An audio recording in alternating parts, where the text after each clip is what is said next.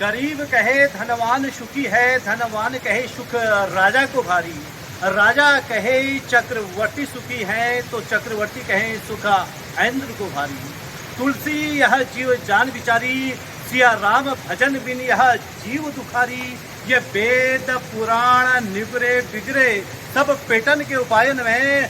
भोर भई चहु और फिरे सब, बातन के चतुरायन में। तुलसी आराम काहू न मिलियो, आराम तो है राम के पायन में।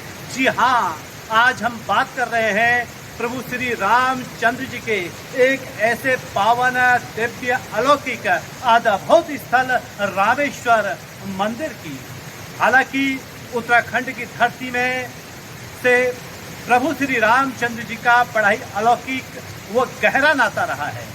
जनपद पिथौरागढ़ के घाट पनार के पास स्थित रामेश्वर प्रभु श्री रामचंद्र जी की शिव भक्ति का एक बहुत ही अद्भुत अलौकिक पैगाम है। लेकिन जनपद नैनीताल के हल्द्वानी क्षेत्र में स्थित रामेश्वर की महिमा से लोग अभी भी अनभिज्ञ हैं। तीर्थाटन एवं पर्यटन को गति देने की बात सरकारें वर्षों से करती आ रही हैं, लेकिन हल्द्वानी का जो ये रामेश्वर क्षेत्र आप देख सकते हैं, और यहाँ एक ये पौराणिक शिव पिंडी है। और सबसे बड़ी विशेषता यह है कि जिस प्रकार दक्षिण भारत के रामेश्वरम में 2 शिव पिंडियाँ हैं, उसी तरह से हल्द्वानी के रामेश्वरम में भी 2 शिव पिंडियाँ हैं। महान संत सीताराम बाबा की तपोभूमि के रूप में यह स्थान काफ़ी लोकप्रिय है, काफ़ी प्रसिद्ध है। जो लोग इस स्थान की महत्ता को जानते हैं, वो यहाँ पर पहुंचकर अपनी आराधना के सदा पुष्प भगवान श्री शिव के चरणों में अर्पित करते हैं। तो कहा जाता है कि सहज में ही उनको प्रभु श्री रामचंद्र जी की कृपा प्राप्त होती है, क्योंकि शिव जी के हृदय में राम और राम के हृदय में शिव हैं। शिव और राम में कोई भी भेद नहीं है, इसलिए यहाँ पर अभेद स्वरूप से प्रभु श्री राम व भगवान शंकर का पूजन होता है। आज हम ऐसे ही पावन स्थल पर हैं। यह स्थान हल्द्वानी के पनियाली से लगभग 4 किलोमीटर की दूरी पर वियावान वनों के मध्य में स्थित है। आप देख सकते हैं यहाँ के वन बड़े ही रमणीक हैं, बड़े ही शोभायमान हैं। यहाँ पर पहुँचकर आत्मा एक दिव्य शांति का अनुभव करती है। इस स्थल पर, इस स्थल का जो पुरातन इतिहास है वो अपने आप में अद्वितीय है। खैर बहरहाल हम मौजूद हैं हल्द्वानी के रामेश्वरम। ये आप देख सकते हैं श्री रामेश्वरम, और रामेश्वरम को हल्द्वानी में जान करके अवश्य ही बहुत से दर्शक आश्चर्यचकित होंगे कि हल्द्वानी में भी प्राचीन पुरातन स्थल रामेश्वर महादेव जी क्या मौजूद हैं, जहां 2 शिव पिंडियों के रूप में दक्षिण भारत के रामेश्वर की तरह यहाँ मौजूद हैं। और आपको मैं सीधे लिए चलता हूँ कि ऐसे वियावान जंगल में, ऐसे वियावान स्थल पर एकांतवास में, जहाँ की भरी दोपहरी में भी हम लोग बड़े डर के पहुँचे हैं, ऐसे स्थान पर रह करके लोक कल्याण के लिए, जगत कल्याण के लिए साधना करने वाले एक संत से आपको रूबरू करवाते हैं। गुरु जी, आपका शुभ नाम जानना चाहेंगे पहले? गोपाल दास जी हैं, गुरु जी का नाम गोपाल दास जी है। गुरु जी, आप यहाँ पर कितने समय से हैं? 15-20 वर्ष से गुरुदेव यहाँ पर साधना कर रहे हैं, जगत के कल्याण के लिए, लोक मंगल के लिए। बहुत कम लोग इस चीज़ को, मतलब लोगों के लिए एक बहुत विशेष आश्चर्य का विषय है कि आध्यात्मिक जगत में ऐसी भी विराट विभूतियाँ हैं कि जो लोग कल्याण के लिए अपने जीवन को समर्पित किए हुए हैं। और हल्द्वानी के रामेश्वर में गुरुदेव यहाँ पर लोक कल्याण के लिए साधना करते हैं। क्योंकि आप ये बताइए कि आप इतने निर्जन वन में रहते हैं, क्या आपको कभी कोई भय, डर इस तरह का कोई?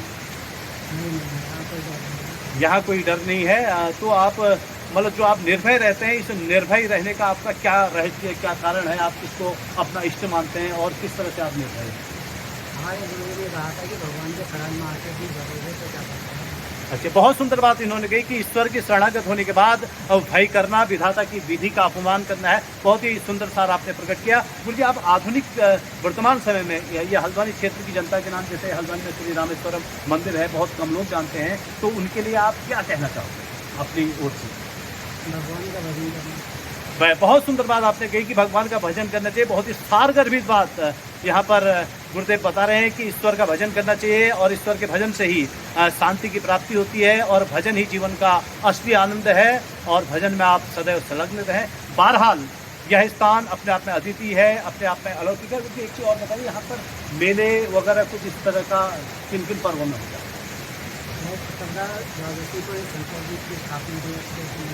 जी, जी, और कार्तिक पूर्णिमा का पुराना अच्छा, कार्तिक पूर्णिमा के अवसर पर यहाँ पर भंडारा होता है, और कभी अखंड रामायण, हवन, यज्ञ इत्यादि के ऐसे कार्यक्रम कभी आयोजित होते हैं यहाँ? पहली कहते हैं रामायण के अखंड पाठ। अच्छा, 108 अखंड रामायण के पाठ होते हैं, तो उन जैसे जब 108 अखंड रामायण के पाठों का यहाँ पर आयोजन होता है, तो किन किन क्षेत्रों से श्रद्धालु भक्तजन यहाँ आते हैं? अच्छा, स्वयं आप ही जो है वे आप अच्छा, देखिए आप कितनी अद्भुत बात है कि इस रामेश्वर के इस पावन तीर्थ में 108 रामायण का यहाँ पर आयोजन होता है। गुरु जी, कौन से महीने में बताया आपने? कार्तिक।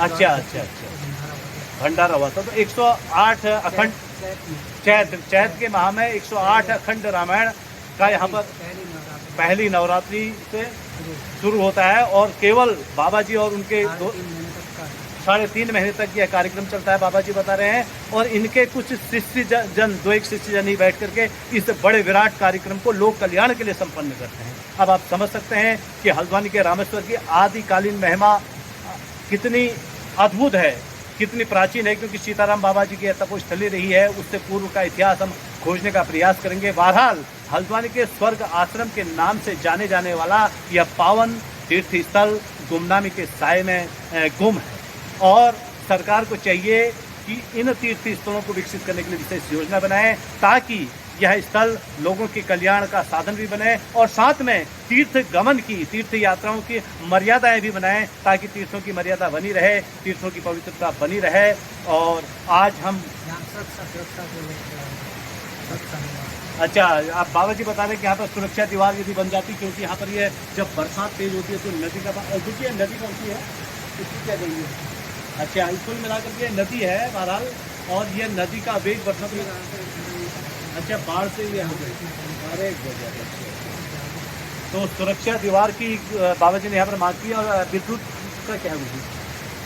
लाइट यहाँ कुछ नहीं है। कुल मिलाकर के एकांत वन है, और एकांत वन में बाबा जी हैं, और प्रभु श्री रामेश्वर नाथ जी के 2 शिवपिंडी हैं, दक्षिण भारत के रामेश्वर की तरह। और जब भी कभी आप हल्द्वानी आए तो इस सुरभि स्थान पर आना कदापि न भूलें, क्योंकि इस स्थान के बारे में बहुत ही कम, ना के बराबर लोगों को जानकारी है। बहरहाल हम अपने पाठकों को आज प्रतिपक्ष संवाद की ओर से इस विराट वैभव को, आध्यात्म के विराट वैभव को समेटे रामेश्वर के दर्शन कराते हैं। ये भगवान शिव है, जिन्हें श्री शिव कल्याणदाता, भव्य भावगम्य वृक्ष के द्वारा दैत्यों को कंपित करने वाले शिवा के अधिपति, सीता कृषु शंभो, कल्याणोत्पादक स्वयंभू, आत्मीयता विभू, सर्वज्ञ, बहुतों को मारने वाले भवानी के पति, अच्युत, तंत्र शास्त्र से प्रमोद करने वाले, तंत्र शास्त्र के प्रदर्शक, तंत्र प्रिय, तंत्र गम्य, अनंत तंत्र वाले, वीणा के शब्द से प्रीत करने वाले, देव भक्त समूह से विमोहित, तंत्र के आत्मा तंत्र में निवास करने वाले, स्वतंत्र को महादेव, उमाकांत, चंद्रशेखर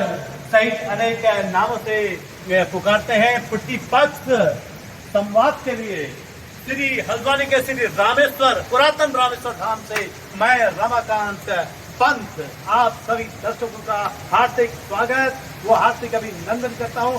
नई खोज के लिए निरंतर देखते रहिए प्रतिपक्ष संवाद, देश का लोकप्रिय राष्ट्रीय न्यूज चैनल प्रतिपक्ष संवाद में हम आपको अगले कड़ी में और ऐसे ही गुमनाम तीर्थों के निरंतर दर्शन कराते रहेंगे। धन्यवाद।